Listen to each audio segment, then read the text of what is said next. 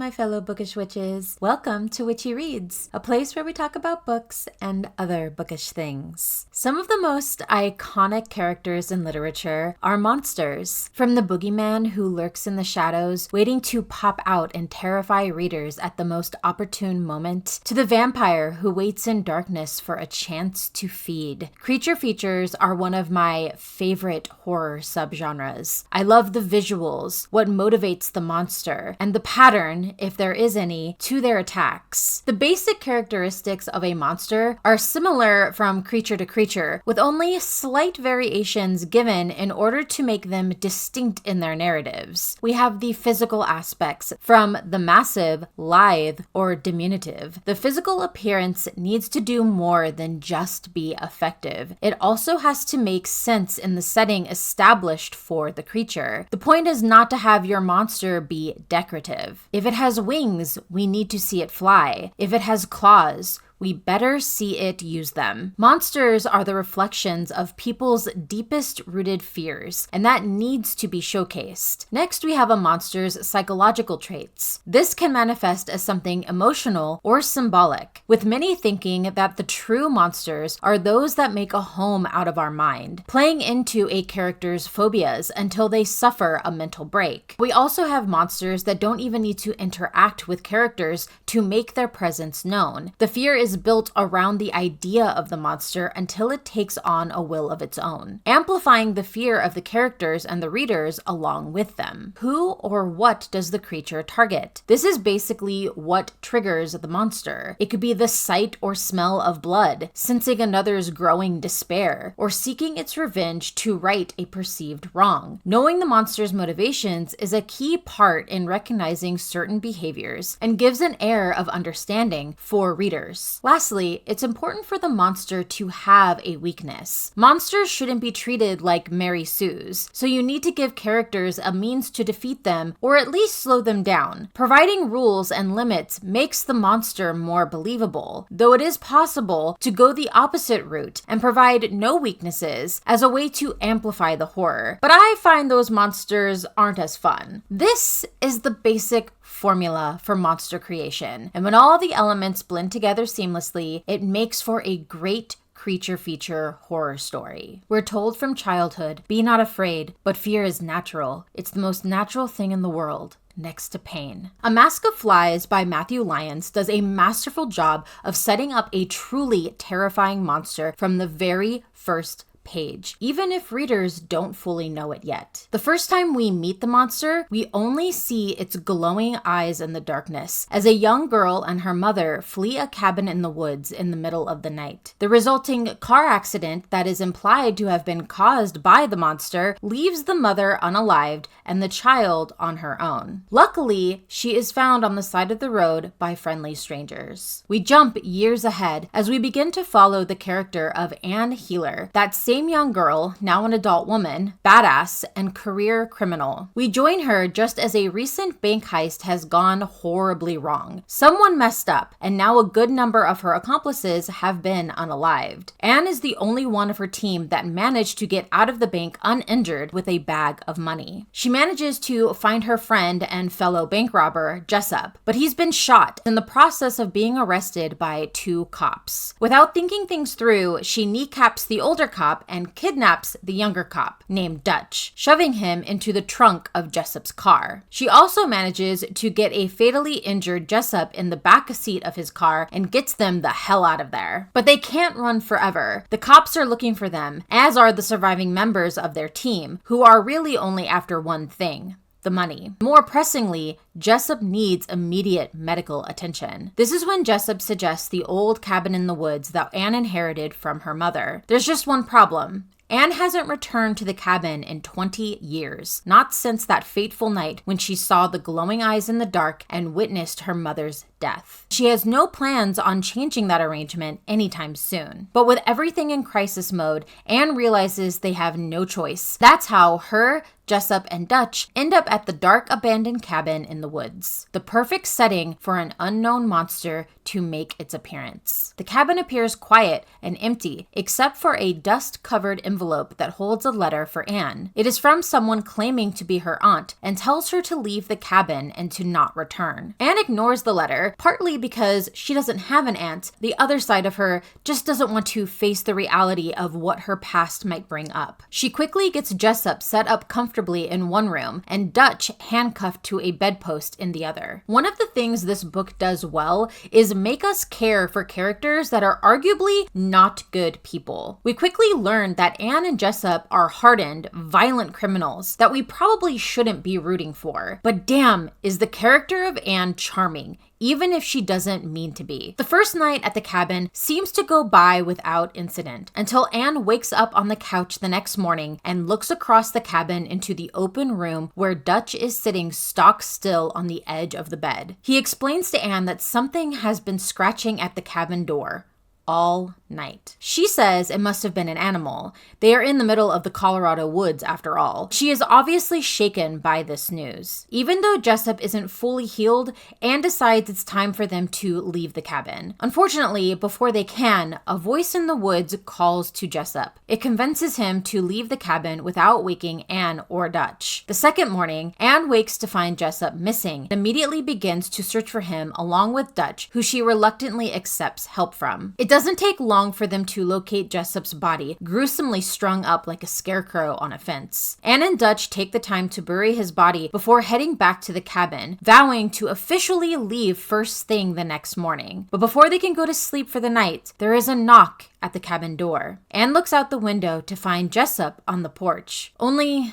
it's not Jessup. It is something pretending to be Jessup. It has an elongated smile with a maw that opens like a Pez dispenser. It casts its glowing eyes right into Anne's, eyes that look all too familiar. Why have you disturbed our sleep? The most important aspect of creating an original monster is making them feel real within the story. To do this, there are a few guidelines that should be followed. Give it a background. If the monster is something that wouldn't normally exist in the real world, there needs to be logical buildup and follow through for its existence. Where did it come from? Is it man-made or naturally created? Why does it look the way it does? Not all of these questions need to be answered. The unknown is a powerful narrative device to use within horror stories after all. However, giving your readers a little background is beneficial so as to give them enough of a picture to kickstart their fear surrounding your monster. Let imagination grow. While giving readers enough of a picture is important, it is equally as important to allow a reader's imagination to take hold of what you've created and run away with it. What others can imagine surrounding a monster can always be scarier than what is initially given as a description. Leaving room to fill in those gaps of information will most likely result in them using their own worst personal fears in parallel with the horrors you have already laid out. Give it a name. Giving anything a name makes it more tangible, placing it firmly in the world you exist in. As such, personifying a monster draws it further into the real world. There are different ways to approach doing this. One effective way is to leave the monster's personification ambiguous, such as John Carpenter's The Thing. There are also names that are meant to give the monster power along with fear, such as Godzilla.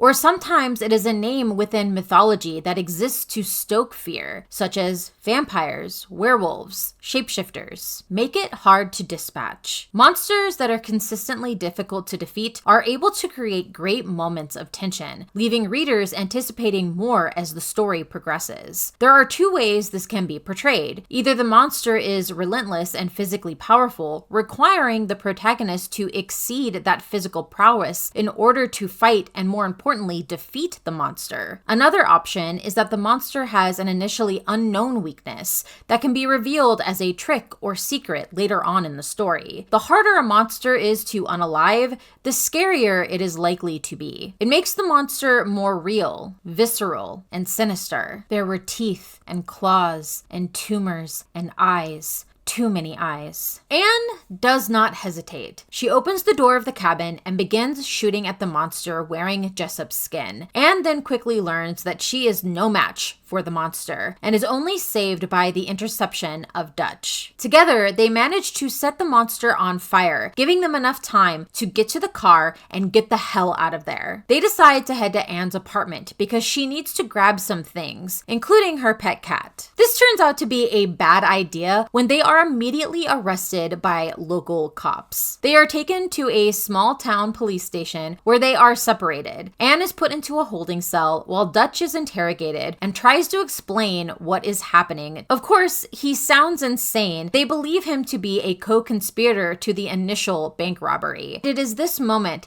that pretty much solidifies Dutch's loyalty to Anne. It may seem like a flimsy friendship, but Dutch is such a genuine character. He was the only character I trusted. I never doubted his loyalty to Anne for a second. Another police officer arrives, but he looks weird. Off somehow. Before Anne can get off a warning, the police officer, who is actually the monster in a new skin suit, dispatches the cop interrogating Dutch in a horribly gruesome manner. It turns its freakishly elongated smile and glowing white eyes on Anne, who it tracked here. It unalives all the police as it makes its way to a very trapped Anne. The gore in this scene is so intense, and while I am not normally a squeamish person, it did get a visceral reaction out of me. Before the monster can get to Anne, Dutch steps in yet again, and they both manage to escape. This is when Anne meets back up with another one of her original heist crew, Gemma. Gemma and Anne's relationship is a sapphic, complicated mess that weaves pretty well within the narrative. I actually like the side plot of their relationship, two damaged souls finding solace in one another. It wasn't overdone, and I appreciated that. Anne and Gemma are super supportive of each other. That means taking some near fatal hits. It is at this point in the story that the monster, for the very first time, is relegated to the background in lieu of furthering the other human side characters. This is not only disappointing from a reader's perspective,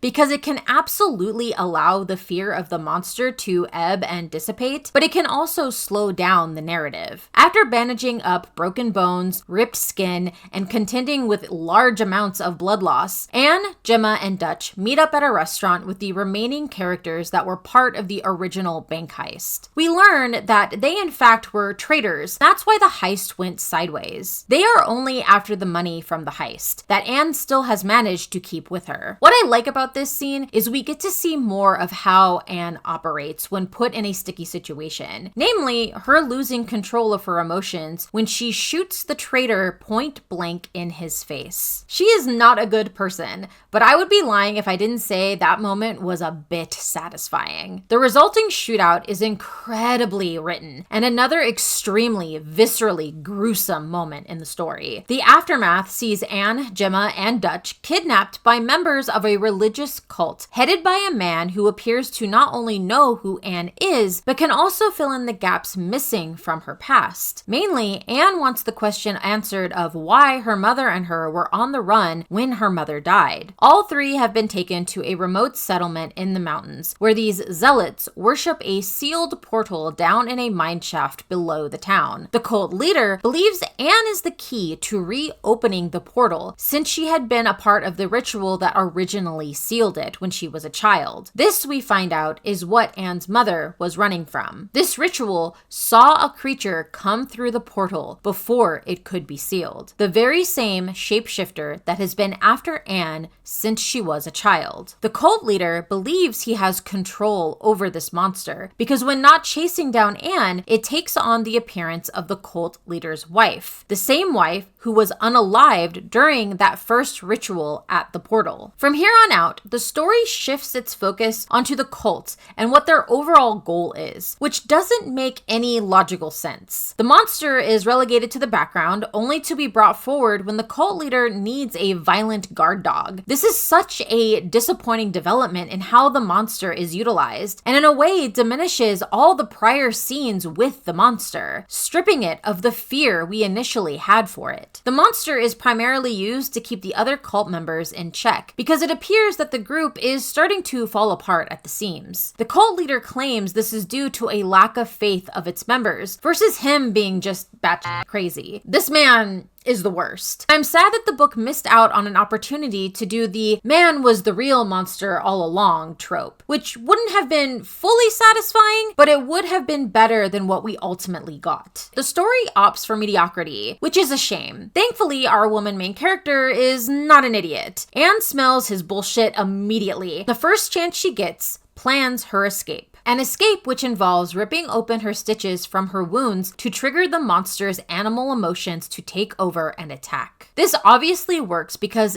deep down, that is all this monster is, an animal. It isn't smart or cunning. It is fueled by pure emotion that is directing it to hunt, attack, and destroy. This is one of the last times the monster appears truly terrifying within the story. In the ensuing massacre, Dutch is unfortunately unalived. I was left aghast. We have already lost so many characters that I was certain these would be the final 3 characters to survive. I quickly realized the story needed Dutch to die, because even before the massacre, the narrative was losing steam. The monster wasn't this unknown threat anymore. We have been introduced to the true villain, and we know what he wants, though his motivations are weak with no real benefit for him or anyone else. The story needed to create a shocking moment, which is what Dutch's death served as. Anne and Gemma managed to escape to another ex-cult member's home, a woman named Lisa, who is Anne's alleged aunt who left the note at the cabin. We don't really get any answers from her, however, before the monster on the cult leader's orders arrives to f*** it up again. Lisa is unalived, but her death is far less shocking because we basically have had less than an hour with her, not enough time to really grow to care about her. Somehow, Anne and Gemma manage to escape yet again, but Gemma is in really bad shape after the monster tore into her. Anne ends up having to break into a vet's office to try and perform first aid on Gemma, because remember, they are both still fugitives on the run because of the bank heist. They end up running into an empathetic veterinarian who assists with Gemma's aid and luckily doesn't rat them out. Anne takes Gemma to a hotel, makes sure she is comfortable, leaves the money from the heist, then leaves to go take on the cult leader and the monster once and for all. She tries to get the drop on them by arriving at the settlement undetected. She plans to use a sniper rifle to take them out, though she knows at this point guns won't work on the monster, so not sure how that would work, but okay. This plan is ultimately thwarted by the wife of the traitor that is now out for revenge on Anne for unaliving her husband. This confrontation ends quickly, with the wife being unalived by the monster. Another character death that I am not super empathetic for. There is ultimately a showdown in the mine with the cult leader and the monster. Turns out the cult leader was right, and the portal opens easy peasy for Anne. Both he and the monster get sucked in, and we basically get a fade to black. We jump back to Gemma, who wakes up in the hotel room along with Anne's cat. She realizes what Anne must have gone to do and knows there is nothing she can do to change it, so she decides to head to New York. It is previously mentioned in the story that Anne and Gemma had a pact that if things got really bad, their escape plan was New York.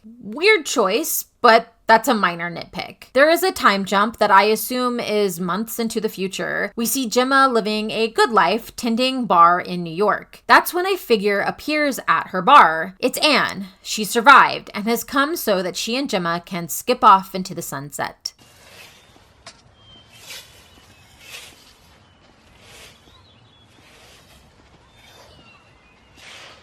There is also an asymmetry in monster creation that must be created in order to pinpoint the perfect feelings of anxiety and fear within a reader. I'm talking about the psychology of a monster. Monsters are only terrifying in part because of their physical characteristics: claws, teeth, muscles, speed, etc. I would argue there is more to the fear they elicit, which deals with what is going on inside. That is what makes them truly terrifying and especially dangerous. How the psychology of monsters, or even humans, is perceived is along two dimensions. One is related to their cognitive capacity, how they think, reason, and exert agency. The other is their emotional capacity, how much and what they feel, such as pleasure or pain. It is in finding the balance, or more accurately, the imbalance between the capacity to think and indulge in the emotional is how we understand what makes monsters scary. Take Hannibal Lecter, a villain high in cognitive abilities with very little emotion, making him especially chilling. Or a zombie who operates from an extremely high emotional state while lacking all cognitive control, making them chaotic. Studies show it is the imbalance of these dimensions that makes a monster the most terrifying. Werewolves are more terrifying than vampires because they run more on emotion than cognition, where vampires are more evenly balanced between the two. What this sheds light on is why imbalanced monsters create greater fear. So what truly makes a monster scary? Statistically, this imbalanced behavior heightens a monster's chaotic unpredictability and controllability, reminding us that the fear of unknown chaos is a potent force in a reader's perception of what is scary. An imbalanced mind is dangerous and hard to overcome, playing a crucial role in what makes monsters truly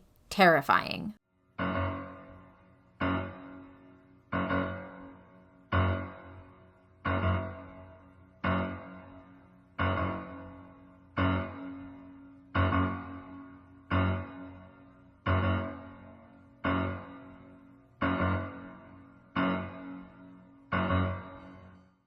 A Mask of Flies created a monster that for all intents and purposes should have worked. It had a mysterious yet intriguing backstory, a terrifying physicality, unpredictability, and was a challenge to defeat. But then it gets pushed to the background with nothing left to do but look menacing, relegated to no better than a pet of the cult leader, who we are made to believe is the true big bad. The monster should have been the focus and been utilized more in the climax. If your monster is higher on the emotional side versus cognitive, once they have been revealed, you need to keep amping up the fear instead of immediately putting them on a leash. Putting the monster in the background once the cult was introduced was this book's biggest mistake. It then tried to overcompensate with the visceral body horror and gore. There are many instances of blood, carnage, and death that in the book's defense are well paced and very well written, which is why I still mostly enjoyed the book even while the monster became second fiddle to a mediocre old white man. He was basically discount Jim Jones. I could have forgiven the focus shifting from the monster to the cult if it had been better established, but it wasn't. We don't learn about the cult until a good chunk of the way into the book, after the monster has been introduced and is already the focus of our fear. We are meant to accept this tenuous connection between the cult and Anne, but if she was so important to their ritual and she has always lived basically within a 20-mile radius of her cabin and their settlement, why wait so long to find her? The cult leader states that he used the monster to track Anne and her mother all those years ago, but then just gave up? There was nothing keeping him from kidnapping Anne the night of the accident. Narratively, this doesn't make sense and weakens the overall plot. I wasn't scared of the cult leader or his followers because they didn't really seem to know what they were doing. I think a better approach would have been to have the monster be a separate entity that was stalking Anne and then became the cult's problem as well. Making the monster basically their pet and mascot wasted its potential. For these reasons, I'm rating A Mask of Flies 3.75 stars. The visuals and initial interactions with the monster are definitely the highlights of the book. I also like that the characters we are following aren't necessarily